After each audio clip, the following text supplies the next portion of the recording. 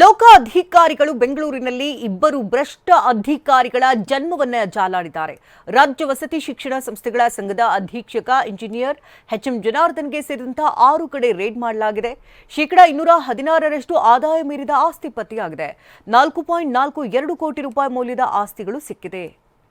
PWD chief engineer ಪುರುಷೋತ್ತಮ್ಗೆ ಸೇರಿದಂತ ಪದ್ಮನಾಭನಗರದ ಐಷಾರಾಮಿ ಮನೆ ಸೇರಿದಂತೆ ಬೆಂಗಳೂರಿನಲ್ಲಿ 2 ಕಡೆ ಹಾಗೂ ಮೈಸೂರಿನಲ್ಲಿ 5 ಕಡೆ ಏಕಕಾಲಕ್ಕೆ ದಾಳಿಯನ್ನು ನಡೆಸಲಾಗಿದ್ದು, ಲಕ್ಷಾಂತರ ರೂಪಾಯಿ ಕ್ಯಾಶ್ ಹಾಗೆ ಚಿನ್ನಾಭರಣ, ಬೆಲೆ ಬಾಳುವಂತಹ ವಸ್ತುಗಳು, ಆಸ್ತಿಗೆ ಸಂಬಂಧಿಸಿದ ದಾಖಲೆಗಳು ಸಿಕ್ಕಿದೆ. ಪುರುಷೋತ್ತಮ್ 2 ಶಾಲೆ ಸಹ ನಡೆಸ್ತಾ ಇದ್ದಾರೆ.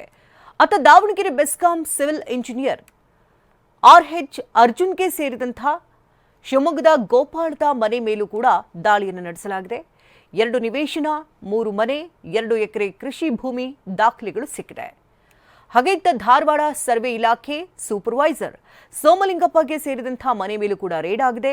ಭಾರತೀನಗರ ಬಡಾವಣೆ ಮನೆ, ಐಸ್ ಗೇಟ್ ಬಳಿಯ ಸರ್ವೆ ಕಚೇರಿ, ಬೆಳಗಾವಿಯ ಮುರುಗೋಡದ ಮನೆ ಸೇರಿದಂತೆ ಒಟ್ಟು 4 ಕಡೆ ದಾಳಿಯಾಗಿದೆ.